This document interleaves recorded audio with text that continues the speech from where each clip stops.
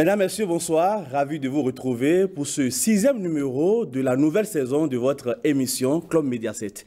Club Média 7 qui reçoit chaque dimanche 2 acteurs de la presse béninoise pour décortiquer, passer en revue à la loupe et au peigne fin l'actualité de la semaine écoulée, qu'elle soit nationale ou internationale. Et pour l'exercice ce soir, je reçois Gabin Goubi, rédacteur en chef du quotidien Le Matinal. Gabin Goubi, bonsoir. Bonsoir Lénaïque, bonsoir aux téléspectateurs. Et juste en face de vous, Alphonse Moïse Soudé, journaliste et analyste politique. Alphonse Moïse Soudé, bonsoir. Bonsoir Lénaïque, bonsoir à toutes et à tous. Première escale de cette émission, la revue de presse hebdomadaire. Elle porte la signature de Marcel Arrossi.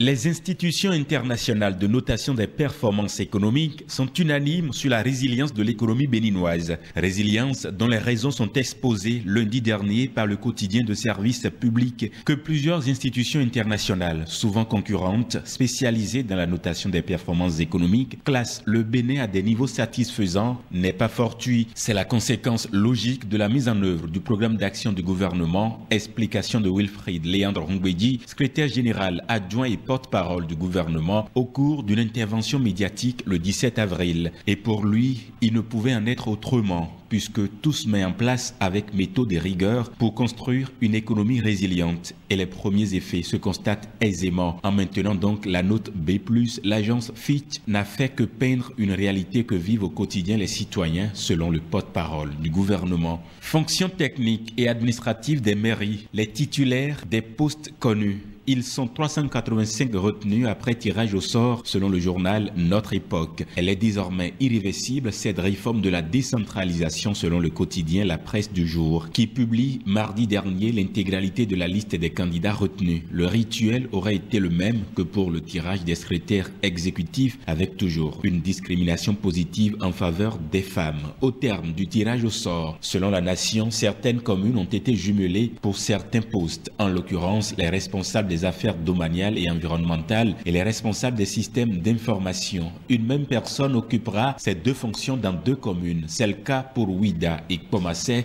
Commet et Grand Popo, cités par le journal. Il en est ainsi parce que pour ces fonctions, le nombre de personnes aptes au terme du processus de sélection n'atteint pas le nombre de communes, apprend-on avec le quotidien de services publics. Mais des suspicions de fraude qui pourraient décrédibiliser le processus persistent selon Communal Info. Nécessité de publier les notes pour mettre fin aux polémiques, propose le journal. Si le premier pan du processus a été surveillé et mis en lumière, le journal signale que la suite n'a pas suscité le même engouement de la part des observateurs de la vie publique et des soupçons de favoritisme ou de fraude se distillent depuis peu dans l'opinion. L'une des grandes préoccupations ces derniers temps dans la Takora est la présence de troupeaux étrangers qui sillonnent les localités en quête de pâturage. La transhumance transfrontalière reprend de plus belle dans le département de la Takora selon le quotidien de services publics. La décision du gouvernement prise pour limiter ou mettre fin au conflit entre agriculteurs et éleveurs n'a pas été suspendue. Elle est donc violée à la surprise des autorités des communes de la Takora qui donnent l'alerte. À Kérou, selon les informations recueillies par l'agence régionale du journal, auprès de la direction départementale de l'agriculture, de l'élevage et de la pêche, plusieurs dégâts sont enregistrés du fait de la transhumance transfrontalière qui a repris. Escroquerie via mobile money, 2 accusés à la barre ce mardi à la Criette. Selon les enquêtes préliminaires révélées par la Cour et relayées par Fraternité mercredi, c'est par l'application Truecaller que l'un des prévenus a dit avoir procédé pour connaître l'identité de ses victimes pour ensuite effectuer des appels téléphoniques en leur affirmant cordialement qu'ils ont des colis à récupérer et que cela nécessite des formalités qui coûtent de l'argent. Ainsi, par naïveté, les victimes tombent dans les pièges des escrocs en envoyant de l'argent via mobile money. Mais hier, à la barre, un accusé a nié les faits, contrairement au second qui les a reconnus, et surtout le modus operandi en apportant d'autres détails. À la fin des débats, le ministère public a requis une peine de 4 ans d'emprisonnement ferme assortie d'une amende d'1 million de francs CFA contre chacun des 2 prévenus. Un tour en Côte d'Ivoire actualité oblige. Alassane Ouattara, maître du jeu et du temps, selon plusieurs médias ivoiriens. Thiemoko Meïlié Koné, nommé vice-président, c'est un fauteuil qui a enfin trouvé preneur depuis la démission en 2020 de son locataire Daniel Kablan, qui en avait sans doute marre d'inaugurer les chrysanthèmes sans grand espoir que le vice qui précède son président disparaisse pour en faire le successeur d'Alassane Ouattara, qui l'a servi comme ministre et premier ministre avant d'en devenir le vice-président. Selon le média burkinabé Wakatsira, c'est un véritable DJ d'une matinée que Alassane Ouattara a fait la talakou, comme on le dit, de son désormais vice-président, qu'il a présenté comme un technocrate hors pair, un brillant économiste, un homme compétent et travailleur. Thiemoko Meïlié Koné, c'est donc la surprise du chef, le chef qui a entretenu un vrai faux suspense pendant une semaine avant de reconduire son premier ministre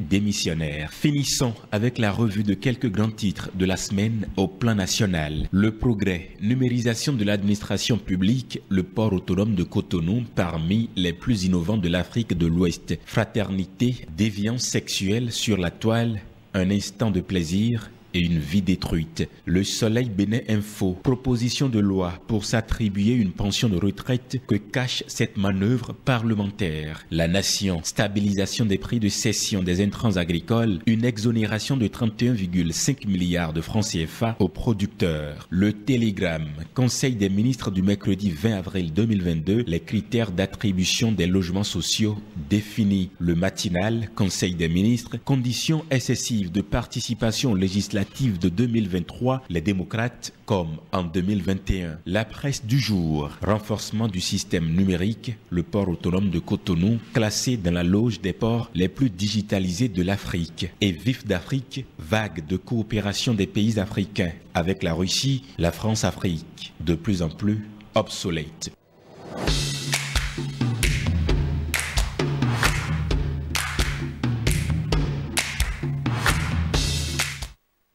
Eh bien, merci à vous, Marcel Arossi. C'était donc à l'instant, Revue Hebdo, dont les principaux sujets évoqués vont alimenter nos discussions dans la deuxième rubrique de cette émission, 7 jours au Bénin.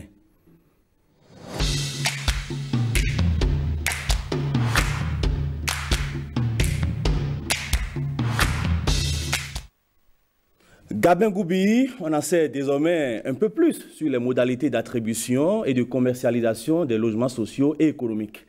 25 ans de loyer à payer avec un taux d'intérêt de 3,5% pour être propriétaire d'un logement social. 17 ans de loyer à payer avec un taux d'intérêt de 6,5% pour être propriétaire d'un logement économique. Lecture et analyse. Absolument, Lénaïk Agbazao, là vous n'avez fait que reprendre le compte-rendu du Conseil des ministres depuis le mercredi 20 avril dernier. En effet, le Conseil des ministres a fixé les modalités d'acquisition de ces logements-là. Et il faut comprendre et dire déjà que en initiant ce projet, le gouvernement est rentré un peu dans la psychologie des Béninois. Vous savez un peu comment est-ce que les Béninois sont attachés à un chez, à un soir.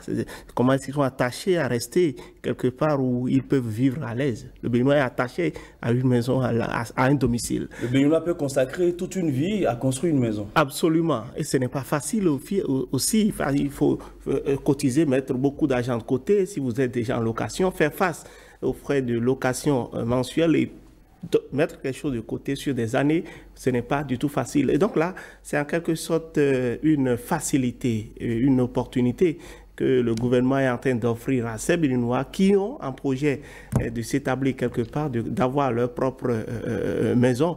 Et c'est un raccourci pour eux. Vous avez parlé des deux catégories, effectivement, les logements sociaux pour les personnes les moins nantis, enfin toutes catégories de personnes qui ont jusqu'à 25 ans pour pouvoir s'installer. La durée, elle est maximale. Voilà, la durée elle est maximale. Vous pouvez payer bien évidemment avant les 25 ans. Et le taux d'intérêt, vous l'avez rappelé, ce n'est pas grand-chose aussi. Et puis, ça permettra à beaucoup de nos compatriotes qui avaient un projet de s'installer quelque part, mais qui, à l'instant, n'ont pas les moyens, n'ont pas encore réuni la somme qu'on s'est encore construit aujourd'hui avec la cherté de la tonne de ciment et d'autres produits comme les fers et autres. Ce n'est pas évident de pouvoir réunir cette somme-là en un temps record. Donc, c'est une opportunité que le gouvernement est en train d'offrir aux Béninois et transparence oblige, le Conseil des ministres l'a annoncé, il y a une commission qui sera mise en place. On va y revenir, Gabin Goubi. D'accord. Alphonse Moïse Soudé, l'État a pris en charge les coûts liés à la viabilisation et à l'acquisition des domaines. Oui, quand je suis un peu le délai 25 ans, 17 ans, c'est qu'il y a une catégorie de personnes qui sont exclues. Si vous avez au-delà de 50 ans, ce n'est pas évident que vous puissiez bénéficier de cela. Si vous devez aller à la retraite à 60 ans, c'est-à-dire qu'il vous reste à 50 ans, vous avez 10 ans. Donc, ce n'est pas évident que vous ayez... Comme le soulignait, c'est... Mais oui, je dis c'est le temps, ça veut dire que c'est... C'est la durée maximale. Mais oui, c'est la durée maximale, oui. Ça dépend aussi de ce que vous gagnez. Parce qu'on ne peut pas... Il y a une quotité accessible. Quand vous avez votre salaire que vous devez payer ces gens de logement, il y a une quotité accessible. Donc, l'État... Bon, c'est vrai que... Maintenant, pour en revenir à la démarche, à l'esprit... Oui, nous sommes en train d'aller vers les grandes nations. Quand vous allez dans les pays tels que le Sénégal, vous allez voir qu'il y a les logements sociaux, il y a des HLM où les gens, bon, ceux qui n'ont pas les moyens, c'est vrai qu'au Bénin, tout le monde veut rester dans son carré, comme on le dit vulgairement, et puis c'est toujours mieux d'être chez soi. Bon, maintenant, est-ce que tout le monde a les moyens de le faire? Bon, c'est vrai que ce n'était même pas destiné à tout le monde, c'était pas destiné à tout le monde, c'est pour une classe sociale bien déterminée. Donc, moi, l'essentiel est que il y a une commission qui sera mise en place. Il faudrait que l'on ne puisse pas favoriser d'autres. Parce que, vous savez, il y a des gens qui peuvent en profiter, qui peuvent aller au-delà d'un logement, ils peuvent en prendre 2, 3, 4. Et là aussi, il faut faire attention. Il faut donner la possibilité d'avoir tout le monde, d'avoir un logement social. Maintenant, si quelqu'un... Quand on va arriver à satisfaire tout le monde, que quelqu'un ne se lève pas pour dire lui veut prendre à lui seul 10 parce qu'il a les moyens, c'est pas possible. C'est pour tout le monde, donc c'est pas seulement pour les risques, c'est ceux qui ont la capacité financière, ceux qui ont une certaine surface financière. Donc je voudrais qu'au niveau de la commission, qu'on puisse veiller à cela. C'est pas parce que je suis tatampion, j'ai de l'argent que j'ai dit bon, j'ai 10 enfants, les enfants ne sont pas encore grands, mais j'ai la possibilité de prendre 10 logements sociaux pour mes enfants, je le fais. Non, qu'on donne la possibilité, c'est une première expérience. Il faudrait que les Béninois puissent garder une image positive de l'attribution de ces logements sociaux-là. Gabin Goubi, vous évoquiez vous aussi tout à l'heure cette commission qui sera mise en place et qui sera placée sous la tutelle du ministère du cadre de vie. Tout à fait. Le ministère du cadre de vie, c'est ce ministère-là qui, en réalité, a la responsabilité, n'est-ce pas, de ce chantier-là, même si il y a d'autres structures étatiques qui s'occupent de cela. Et donc, je veux espérer, comme on l'a dit, que tout se fasse dans une certaine transparence et dans une certaine équité, parce que l'objectif de ces logements, le gouvernement l'a rappelé à plusieurs reprises, c'est d'aider les personnes apparemment les moins nantis. On a parlé de logements sociaux, des personnes qui n'ont pas de gros moyens d'y accéder. Donc, il ne faudrait pas que dans la répartition ou bien dans la cession de ces immeubles qui ont été viabilisés, ces domaines qui ont été déjà acquis par l'État, qui est un peu une politique de deux poids, de favoritisme, comme l'a rappelé le confrère. Donc, je veux espérer que fondamentalement, ces logements contribuent véritablement à aider les fonctionnaires, par exemple, ceux-là qui peut-être travaillent toute leur vie, mais n'ont pas les moyens de cotiser quelque part, de constituer une somme conséquente dans une banque ou bien quelque part quand même pour pouvoir acquérir ne serait-ce qu'un lopin de terre. Donc c'est déjà important de vouloir d'aider ceux-là. Il ne faut pas forcément rechercher le bénéfice à travers la cession de ces logements sociaux, ce qui les aurait déviés forcément de leur objectif, de la finalité recherchée. La finalité, c'est d'aider les fonctionnaires ou les personnes qui apparemment n'ont pas assez de moyens pour les acquérir. Il faudrait éviter que les mêmes personnes, enfin ceux qui ont assez de moyens, viennent avec des millions pour les acquérir. C'est vrai, il faut que l'État rentre en possession de ce qu'il a investi, mais il faut également privilégier l'aspect social. Alphonse Moïse Soudé, on peut oser dire qu'il y a une grande avancée. On a connu par le passé des logements sociaux qui sont devenus par la suite des éléphants blancs. Non, écoutez, j'ai toujours dit, le chef de l'État a levé sa main, on l'a choisi parce qu'il peut faire mieux que les autres. Moi, je ne regarde pas dans le rétroviseur pour dire chaque fois, le passé est passé, et puis celui qui est là a l'obligation de faire mieux que celui qui l'a remplacé. Donc, nous avançons vers les grandes nations jeudi et je suis d'accord que, bon, l'État va quand même soulager une certaine classe sociale. L'État va soulager une certaine classe sociale en fonction du salaire. Les gens pourront désormais acquérir un logement social pour dire, au terme du délai imparti, le bâtiment, le logement me revient de droit. Donc moi, il n'y a pas de souci à cela. Mais mon inquiétude, c'est qu'on se connaît au Bénin. On se connaît au Bénin, quelqu'un débarque avec une valise d'argent, il dit je vais 10 logements sociaux. On lui cède ça, c'est pas possible. Ça va être un peu compliqué par les temps qui courent. Non, écoutez, c'est pas question de temps qui court. On se connaît et je suis d'accord avec mon confrère qu'il faut, c'est sur ce plan-là que moi, personnellement, j'attends le gouvernement qu'on ne se lève pas, qu'on n'ait pas fait les enquêtes, qu'on dit, monsieur Tantampion, à lui seul, en a acheté 10. Pourquoi il a droit à un? Qu'on donne un à tout le monde.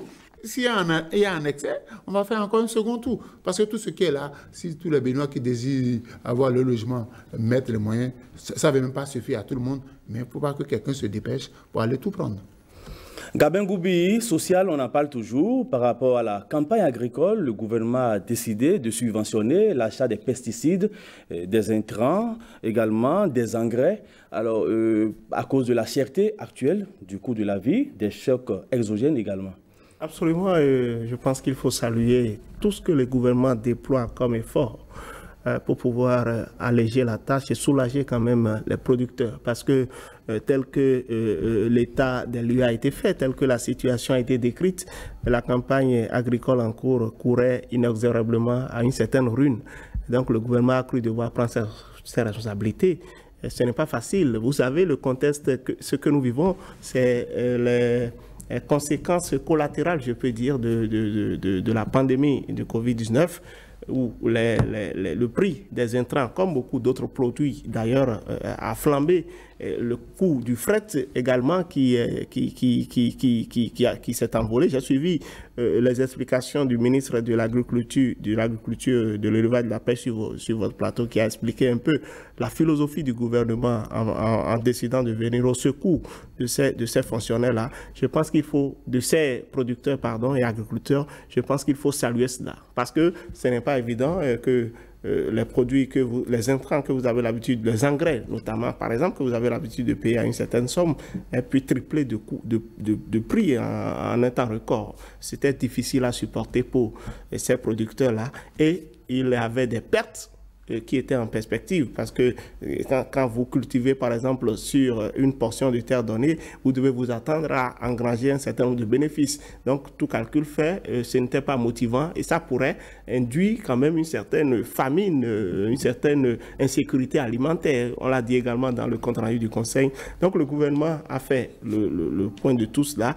Il a estimé qu'il fallait quand même assouplir, subventionner les engrais pour que les paysans ou les producteurs puissent les acquérir à un prix plus ou moins supportable pour pouvoir sauver également la campagne agricole. Donc c'est une mesure que moi je salue, justement, à sa juste mesure, si vous permettez l'expression.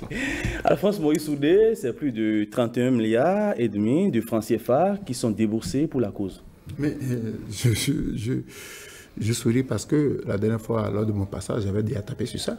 Dit que, et ce n'est pas seulement le pain, mais il y a les produits, j'ai dit, dans tous les ménages au Bénin, il y a le gari. Donc il faut aussi subventionner ça. Oui, les produits vivriers. J'ai dit aussi que nos frères de cette nation, on prend la bouillie avec le mil. C'est donc une bonne nouvelle maintenant. Oui, j'ai dit, c'est une bonne nouvelle parce que quand on avait subventionné les autres, nous avions réagi. C'est tellement que le gouvernement nous a écouté.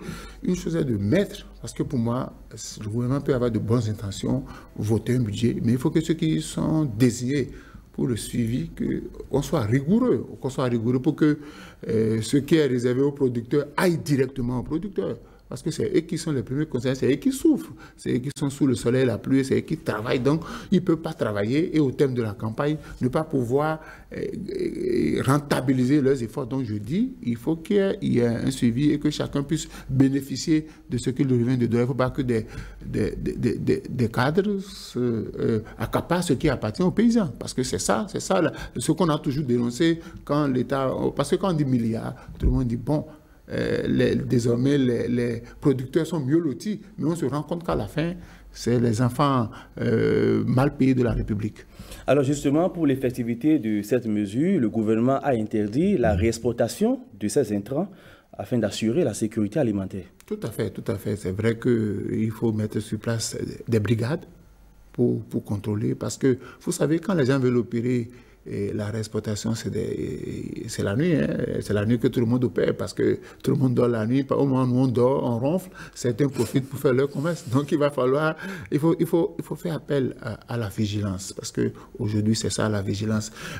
Quand vous fermez les vannes de fraude ou bien de tricherie, il y a toujours des personnes qui réfléchissent pour trouver mieux, pour pouvoir prendre ce qui appartient aux autres dans leur poche. Donc, il va falloir qu'on soit suffisamment vigilant pour que les décisions prises par le gouvernement, parce que je l'ai toujours dit, c'est vrai que le gouvernement se réunit en conseil des ministres pour prendre des décisions, mais sur le terrain, il faut que des gens soient responsabilisés pour le suivi de l'application de ces décisions-là et que les moyens mis à disposition soient équitablement répartis.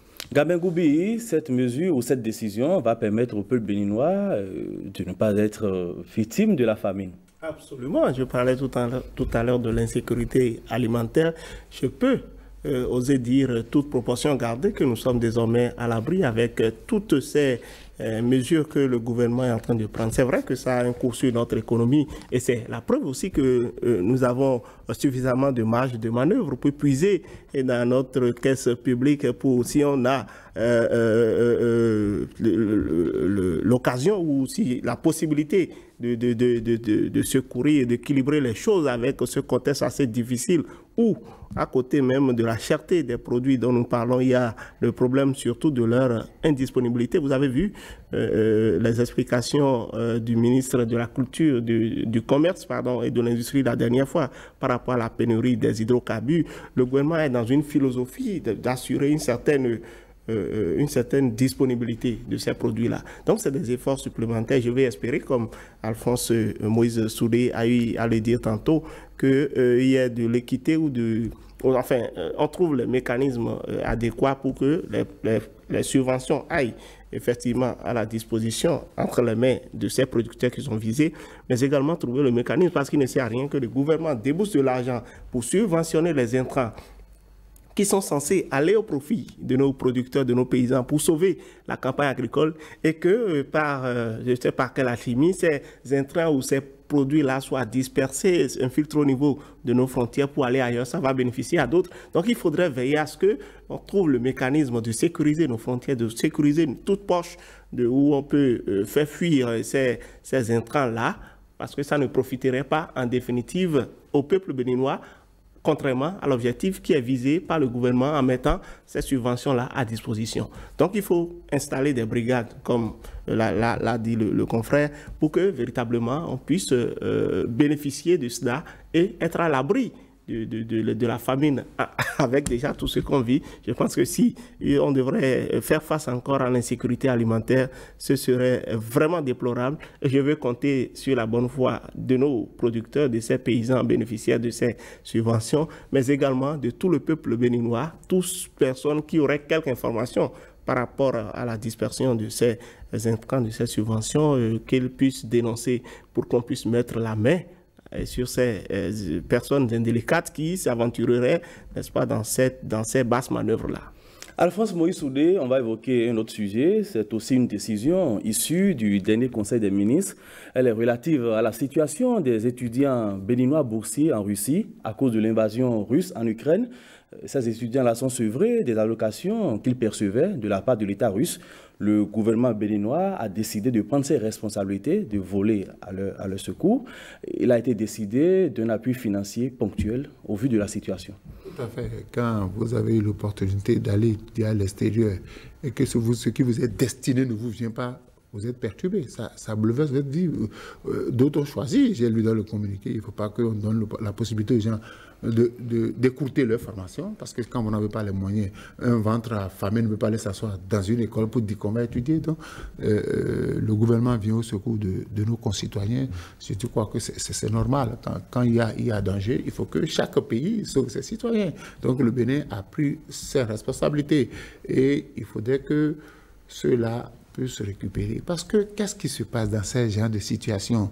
C'est qu'il y a des gens qui rivalisent d'intelligence.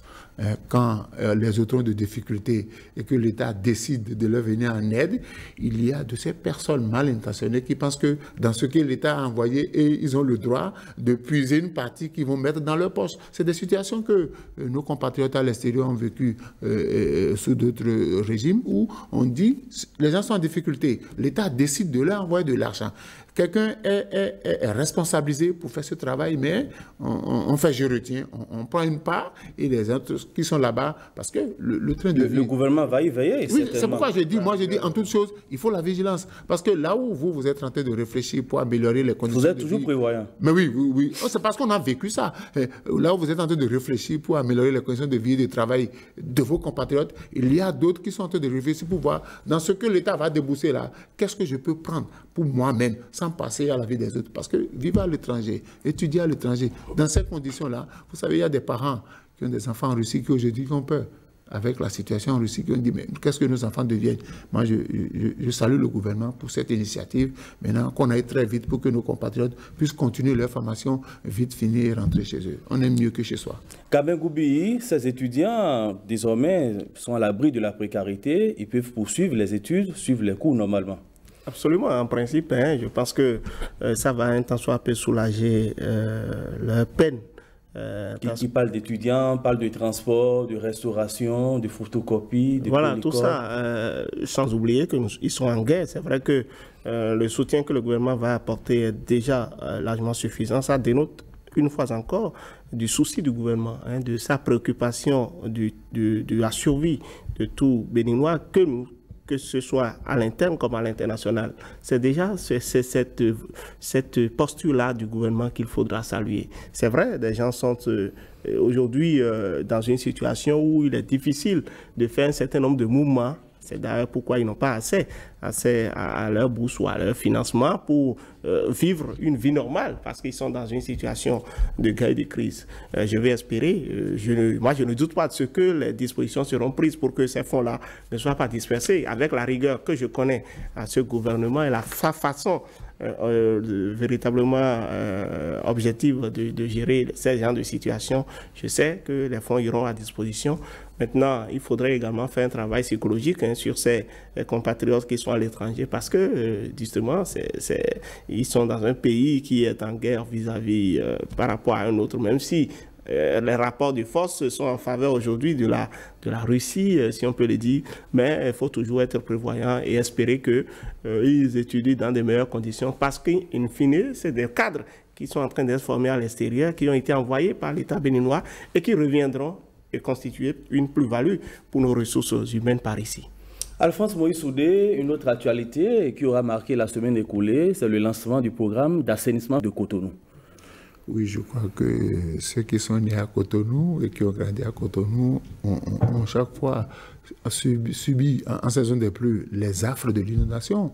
J'ai encore en mémoire, quand vous passez devant la mairie de Vloguédé, Saint-Rita, les pavés étaient inondés, vous passez par là avec votre véhicule, l'eau entrait dans les véhicules. Je salue quand même cela, parce que ça va nous permettre, ça va améliorer la mobilité urbaine, ça va permettre à nos concitoyens de circuler librement. Donc je dis, bon, bravo, parce que ça profite à tout le monde. Moi, je salue toujours les projets qui profitent à la grande masse, parce que Cotonou, c'est la vitrine de notre pays, et souvent les gens disent que c'est parce que le niveau de Cotonou est en dessous du niveau de la mer que chaque fois. Bon, et puis entre-temps aussi, ce que nous appelons de façon triviale les vents ont été vendus là où l'eau doit stagner pour que nous ne soyons pas inondés. Les gens ont tout vendu, on a construit partout. Je crois qu'avec ce projet, même si le contrat avait été signé depuis l'année dernière, qu'on nous avait dit que les travaux devaient démarrer en novembre dernier. Bon, il n'est jamais tard. Mais justement, je dis là aussi, on devait quand même nous présenter les excuses pour nous avoir donné un délai qu'on n'a pas respecté. Bon, oui, je dis c'est ça. Ça a été non, lancé. Le projet va durer 6 ans. Donc, il faut que... c'est ce que je dénonce. Donc, on aurait pu... Ce qui est sûr, on y est. Oui, on y est, et puis bon, on les encourage. Kabin Goubi, c'est près de 264 milliards de francs CFA Oui, 264 milliards. Je remercie déjà ces partenaires qui sont venus à notre secours. Il y a la Banque mondiale, je crois, il y a l'Agence française de développement, il y a une autre banque dont... Plusieurs partenaires techniques qui sont venus quand même. Et cette cérémonie-là a eu lieu. Même ceux qui étaient à l'ouverture ou à la cérémonie de lancement ont pu visiter quelques sites à Védocor et à Godomé où les travaux ont déjà commencé. Donc je vais espérer que on a suffisamment pris les dispositions, et pour ce que je sais, c'est qu'on s'est suffisamment inspiré de l'expérience des 3 CI, Cotonou en campagne contre les inondations, cette campagne cyclique qu'on nous a souvent chantée, mais qui... Justement, qu'est-ce qui va fondamentalement changer à présent, à votre avis? Mais quand vous voyez déjà le coût, on entend parler de 264 milliards, c'est-à-dire un peu la hauteur, c'est-à-dire le niveau auquel on veut apporter, le niveau de préoccupation. Le budget est conséquent. Voilà, pour dire qu'on veut développer vraiment de gros moyens pour venir à bout de ce phénomène-là. Vous savez, la position de Cotonou, c'est une position proche de la mer. Il y a le phénomène des pluies où les gens ont construit sur des exutoires, c'est-à-dire que des couloirs d'écoulement de l'eau et autres. Et donc, il va falloir faire déployer une autre stratégie. Ailleurs, des gens auraient pris les résolutions de déguerpir certaines personnes. Et si on doit faire ça à Cotonou, vous voyez le nombre de bâtiments, que ce soit administratifs, qui vont partir. Donc, on a dû d'abord commencer à sécuriser les côtes. Et ce qui va changer, c'est d'abord le fait qu'on a suffisamment pris le temps d'étudier les différents projets qu'on a expérimentés, que les gouvernants successifs ont expérimentés pour pouvoir venir à bout de ce fléau-là, mais qui ont échoué. On va s'inspirer de ça pour véritablement mettre des techniciens. Les sociétés qui ont contracté pour l'exécution des travaux, c'est des gens qui s'y connaissent, qui ont fait leur expérience ailleurs. Et donc, c'est cette procédure qu'il faudra saluer. Vous savez, le gouvernement qui est là sait faire les choses comme cela se doit. On a pris suffisamment de garanties pour que les travaux soient bien exécutés. On vous aura compris sur la question. Alphonse Moïse Soudé, la volonté politique y est. La volonté politique y est, mais je voudrais rappeler que ce n'est pas parce qu'on a 264 milliards qu'on va faire un travail formidable. Je crois savoir que les études... Parce que vous savez, moi je dis une chose, s'il y a des gens qui ont vendu l'espace que l'eau doit occuper, ce qui appartient à l'État.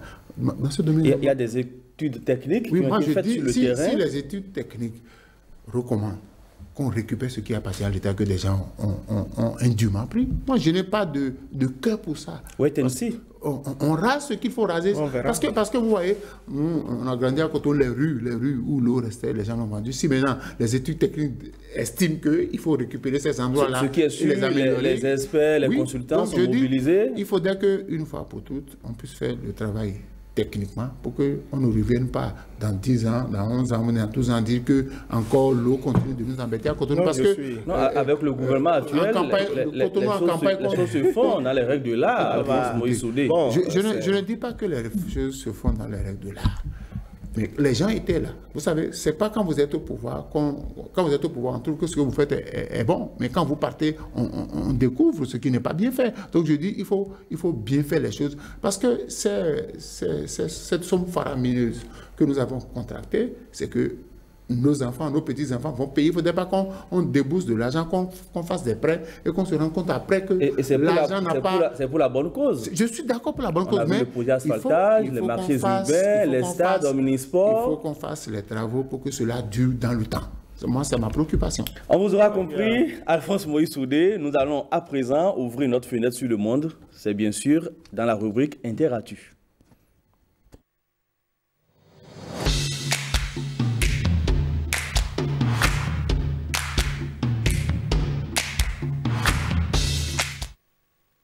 Au Niger, le ministre de la Communication n'est plus libre de ses mouvements. Mahamadou Zanda est accusé d'avoir détourné 3 milliards de francs CFA avant son entrée au gouvernement, alors même qu'il était à la Société du patrimoine des mines du Niger, la Sopamine. Alphonse Moïse Soudé. Comment voulez-vous que l'Afrique se développe? Comment voulez-vous que l'Afrique se développe quand les gens, quand ils sont nommés à un poste de responsabilité, le premier réflexe, c'est de s'auto-enrichir. sur le dos des populations. Mais j'ai toujours dit, chacun doit payer pour ses péchés. Mais quand ils oublient qu'avec le temps, ça va vous rattraper. Moi, l'essentiel pour moi, et je le dis, c'est valable pour tous les pays africains, c'est pas de mettre les gens en prison, mais c'est de récupérer ce qu'on a mis dans sa poche. C'est de récupérer, parce qu'on parle de délai de prescription, donc il peut faire la prison après, on ne peut pas lui récupérer ce qu'il a volé. Je dis non, l'essentiel pour moi, ce n'est pas de mettre les gens en prison, que le ministre Zada puisse retourner dans la caisse de l'État, ce qu'il a indûment pris quand on va établir et sa responsabilité dans le détournement des 3 milliards, qu'on récupère cet argent-là, le reste, que lui met en prison, ce n'est pas mon problème, mais c'est de récupérer ce qui est, parce que cet argent aurait pu, on a dit que c'est pour microfinance, ça devait soulager quand même les peines des populations. Au moment où on vous confie la vie des populations, où vous pensez à vous enrichir, à acheter des voitures. Il ferait certainement pire si on le laissait toujours être ministre.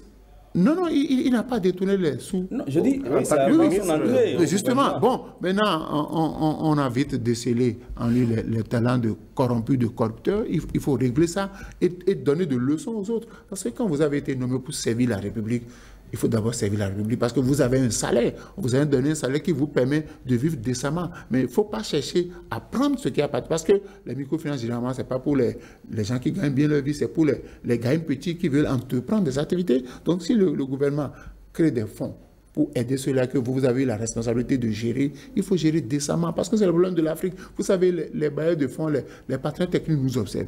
Eux, ils se mobilisent pour nous envoyer de l'argent. Mais nous responsables, ceux qui sont nommés ceux qui sont commis à la tâche, leur premier réflexe, c'est de s'enrichir et d'oublier la peine des populations. C'est pas gentil. Kamen Goubi, l'argent issu des mines pour soulager un peu les populations, voilà ce que lui, il en fait. Et c'est la première fois au Niger qu'un ministre en exercice est incarcéré. C'est là qu'il faut saluer un ministre en fonction. Il faut le préciser, c'est là qu'il faut saluer cette démarche du gouvernement. Vous savez, le président Mohamed Bazoum l'avait dit lors de son investiture qu'il fera de la lutte contre la corruption et du détournement de deniers publics son cheval de bataille. Je pense que c'est une matérialisation grandeur nature de cette volonté, de cet engagement qu'il a pris devant le peuple. C'est bien.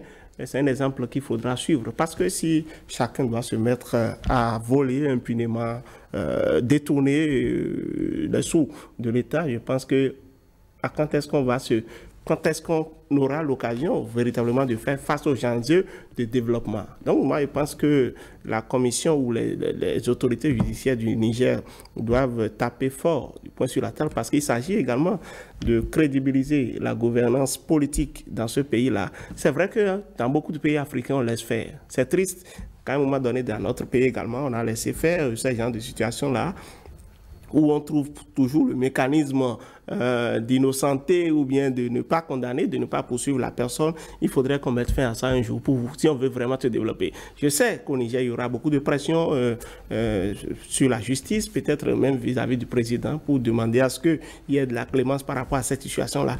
Mais il faut dissuader de ce que ces comportements de détournement n'honorent en rien, ne crédibilisent en rien votre gouvernance et il faudrait aller jusqu'au bout. Et comme Alphonse Moïse Soudé l'a dit, il faudrait au-delà de la privation de la liberté du ministre le poursuivre sur ses biens si on peut récupérer quelque chose. Parce que 3 milliards, quand même, ça ne peut pas être dépensé du jour au lendemain. Si on peut encore avoir quelque chose pour le pays, ce serait tant mieux.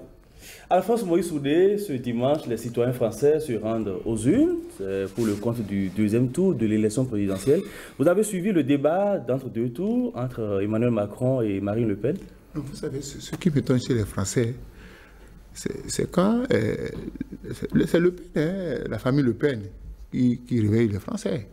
Et c'est là que tous les Français se mobilisent pour trouver que c'est l'extrême droite qui est en train de monter. Tout à l'heure, avant de venir dans le studio, j'ai vu un sondage et Macron est crédité de 52% et Le Pen de 47%. Je dis, bon, c'est vrai que le débat a son avantage. Donc, on estimait que Macron a été offensif, droit dans ses bottes, arrogant, à la limite, constater que, alors que Le Pen a été moins percutante. Vous allez constater que Le Pen est marche sur des œufs. Parce que qu'est-ce qu'on lui reproche? On lui avait reproché lors de la précédente élection son discours. Et vous allez constater qu'au cours de cette élection, elle a amélioré son discours. Elle ne veut pas qu'on puisse l'accuser encore d'être xénophobe. Donc, elle a marché sur les yeux. C'est vrai que Macron se dit déjà que le match est plié. C'est pourquoi il a démontré cette arrogance vis-à-vis de tout le monde. C'est-à-dire que pour lui, il a déjà gagné. Mais moi, je ne sais pas. On est en politique. Vous savez, les Français, chaque année, depuis un certain temps, c'est l'extrême droite qui se retrouve toujours au second tour. Donc, si cette fois-ci n'est pas la bonne, peut-être que la prochaine fois, ils vont prendre. Parce que c'est leur pays après tout. Gabin Goubi, Macron vainqueur avant l'heure, avec les nombreux soutiens qu'il a. Oui, je peux le dire. Hein. Vous savez, les sondages ne mentent pas souvent dans ce pays-là. C'est un système électoral assez rigoureux, assez fiable, tout au moins, parce qu'il y a moins de contestation. Et vous voyez, le débat politique est à un certain niveau là-bas, et j'ai eu l'occasion de suivre ce face-à-face de ce débat de l'entre-deux tours. J'ai vu, comme vous l'avez relevé déjà, Marine Le Pen qui s'est beaucoup améliorée dans sa posture. Je l'ai suivie en 2017, elle était vraiment sur la défensive, on la voyait trop agressive, puis cette fois-ci, elle s'est corrigée, elle a fait un effort surnaturel, je peux dire, sur elle-même pour se maintenir au cours du débat, même si sur deux sujets, il y a failli avoir un emballement entre les deux. Donc, légitimement, sauf cataclysme ou sauf surprise de dernier, Macron devrait triompher à l'issue de ces élections-là. Vous avez vu, Macron a l'avantage du discours, même si il n'a pas dit l'outsider, comment il s'appelle, le troisième, Jean-Luc Mélenchon, il a dit déjà au soir. Mais Mélenchon qui n'a pas donné... Il n'a pas donné une consigne ferme, mais il a déjà dit d'éviter de donner des voix à l'extrême droite. Donc, de voter tout sauf Le Pen, c'est une autre manière de dire qu'il faudrait plutôt voter pour Macron. Donc, c'est un discours politique, mais ceux qui sont... La preuve aujourd'hui, Alphonse Maurice Soudé, est-ce vraiment une manière de dire voter pour Macron? Mais j'ai vu Mélenchon devenir africain. Ce sont les hommes politiques africains qui se comportent comme ça. Ils ne sont pas responsables, ils ne veulent pas... Non, il a des griefs. Il a des griefs, d'accord, mais écoutez, nous sommes pas dans le cas entre deux mots, il faut choisir le moins. Il n'a pas le choix. Vous savez, qu'est-ce qu'il dit de ne pas accorder son bulletin à Le Pen? Cela peut dire qu'il appelle les Français à voter, à s'abstenir. Moi, je dis... Voilà encore à ce niveau-là, il n'a pas dit il ne veut pas voter pour Macron. Écoutez, qu'est-ce qui l'empêche de dire clairement, s'il est un homme politique sérieux, qu'est-ce qui l'empêche clairement de dire, quand vous dites de ne pas voter pour Le Pen, ça veut dire que je peux rester chez moi, donner les consignes de vote dans ces pays-là, ça marche. Mais je dis il a même ironisé qu'il n'y ait pas un troisième tour. Ce que je constate, les Français amènent Le Pen à devenir hypocrite. Parce qu'en faisant l'effort surhumain d'avaler ses convictions, c'est-à-dire que quand elle sera élue, elle pouvait développer ses convictions. Parce que là, on l'a obligé à se maîtriser, à se dominer. Elle s'est fait la porte-voix des couches vulnérables. Oui, justement. Donc c'est-à-dire qu'on l'a obligé à faire une forme d'hypocrisie. Ce n'est pas elle-même ça. Quand vous regardez, ce n'est pas elle-même. C'est-à-dire qu'elle veut plaire à ses compatriotes. Parce que son discours de 2017 n'a pas prospéré. Maintenant, est-ce que si elle a changé de posture et qu'elle devenait... Vous avez dit, sauf cataclysme, si elle devenait président, c'est là qu'on verra sa vraie face. Ce qu'on a combattu chez elle, ça va apparaître au grand jour. Il ne faut pas obliger les gens à avaler leurs convictions pour vous faire plaisir. Parce que le jour, ils vont se retrouver en face du pouvoir, ils auront le pouvoir en main. Elle a quand même fait bouger les lignes comparativement à la philosophie politique de son père. Elle a fait bouger les lignes parce qu'elle a changé de stratégie. Mais chaque année, à chaque élection, il gagne. Et ce parti-là gagne des points. Ce parti-là gagne des points. Et je crains qu'à la longue, peut-être la prochaine élection, parce que si elle perdait, ils vont s'améliorer et qu'à la prochaine élection, ils vont revenir au second tour et battre. Parce que ce que les Français craignent, ce qui fait peur aux Français, finira par les rattraper un jour. On vous aura compris. Dernière escale de cette émission, les potins de la toile.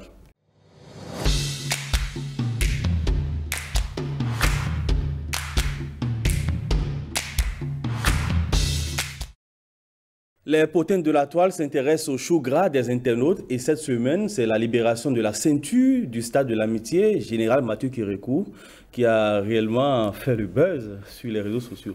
Absolument, sans peut-être revendiquer un peu le déclenchement de cette actualité-là, je peux dire que c'est le journal Le Matinal qui en a fait sa manchette du lundi. Donc nous sommes allés effectivement sur le stade, nous avons fait le constat de la libération. Vous savez que c'est dans le cadre de l'implantation, de l'érection d'un pôle commercial au niveau du stade. Donc quand on dit stade, c'est vrai que beaucoup ont tendance à confondre. Ce n'est pas tout le stade, ce n'est pas tout le périmètre du stade. C'est la partie qui abrite spécifiquement la piscine olympique, le palais des sports et autres là. Et donc un ultimatum avait été donné aux promoteurs des boutiques qui ceinturaient le stade et également aux locataires. Donc ils avaient un délai pour libérer les lieux. C'était normalement avant le 31 mars, le délai qui a été donné par le directeur de l'office de gestion des stades. Une prorogation. Ils ont sollicité un moratoire au niveau du ministère du cadre de vie et on l'a prorogé jusqu'au 18. Donc légitimement, ils devraient avoir libéré les lieux tout au moins le lundi passé, le dimanche voilà. Donc ils ont je pense qu'ils ont fait, on a fait le constat, on a constaté qu'effectivement beaucoup ont pris leur disposition pour libérer les lieux. La grande question qu'on se pose aujourd'hui, quelle est la suite? C'est vrai que le gouvernement a promis un accompagnement à ces personnes-là qui aujourd'hui sont livrées pratiquement à elles-mêmes. On va espérer qu'un regard bienveillant soit jeté envers eux pour que véritablement ils continuent de vivre parce que c'est des activités commerciales que ces personnes-là menaient et ça permettrait également à l'État de percevoir certaines tasses et certains frais. Et on va espérer qu'il y ait quand même une continuité pour ceux qui n'ont pas aujourd'hui de possède magique ou de solution pour se relancer dans leur activité. Alphonse Moïse Soudé, il est promis en lieu et place la construction d'un pôle commercial. Oui, c'est vrai qu'on va construire un pôle commercial, mais les gens là, ceux qui ont quitté, où est-ce qu'ils vont s'installer? J'ai vu des gens chercher de l'autre côté du stade de l'Amitié des endroits où ils pourraient continuer les activités parce que le dimanche de Pâques, je me suis amusé à aller prendre un dernier pot là parce que je savais que l'ultimatum c'était déjà un pot d'adieu au stade. Et puis j'ai fait un tour pour voir certains, pour éviter les casses, ont vidé carrément ils ont déménagé, d'autres étaient encore là. Vous savez que dans ces cas, il y a toujours des gens qui font preuve de tête-vitesse. Ils savent que le délai est là, mais ils vont dire, bon, on va rester à dire que pourra. Je crois que si on peut les accompagner, c'est vrai qu'on va construire un pôle commercial. C'est normal, hein. Je dis, tout pays qui veut se moderniser veut ressembler aux autres. Et on ne peut pas faire de la modernité sans faire des casses. Ça fait des casses. Et il y a, comme je le dis souvent, il y a des gens qui ont contracté des prêts auprès des structures de microfinance pour relancer leurs affaires. Maintenant que la clientèle va baisser, il va falloir que l'État puisse voir dans quelle mesure les accompagner. Maintenant, il faut prendre des dispositions pour que, avant que les travaux ne commencent, que les gens ne viennent pas s'installer. Parce que la nature aurait du vide. Vous savez, quand vous allez dégager les gens et qu'ils ne vont pas voir des travaux commencer, ils vont dire, bon, en attendant que l'État reprenne ses responsabilités, nous pouvons continuer pas squatter ces lieux-là. Je crois qu'il faut peut-être les rassembler pour voir dans quelle mesure l'État peut les accompagner. Parce que aussi, c'est des citoyens béninois qui nourrissent des citoyens béninois, qui permettent aux Béninois d'aller se distraire parce que pendant un bon moment, le stade est resté, la devanture du stade, les alentours du stade sont restés des lieux d'attraction où même tous les hauts cadres, quand ils ont envie de se distraire, vont s'asseoir là pour prendre un pot. C'était le carrefour des rendez-vous par excellence à Cotonou. Mais oui, les hommes politiques se retrouvaient là, les hommes d'affaires se retrouvaient là, chacun allait faire ses affaires. Maintenant qu'on a nettoyé le lieu, bon, on verra la suite. On verra donc la suite et ce sera tout pour Club Média 7 de ce jour. Nous avons reçu en plateau Gabin Goubi, rédacteur en chef du quotidien Le Matinal. Gabin Goubi, merci. Merci à vous. Alphonse Moïse Soudé, journaliste et analyste politique. Merci à vous aussi. C'est moi qui vous remercie. Merci aux amis téléspectateurs et à toute l'équipe de préparation et de réalisation de cette émission. Club Média 7, c'est tous les dimanches à 18h. Rediffusion les mardis à 22h30. D'ici là, portez-vous bien.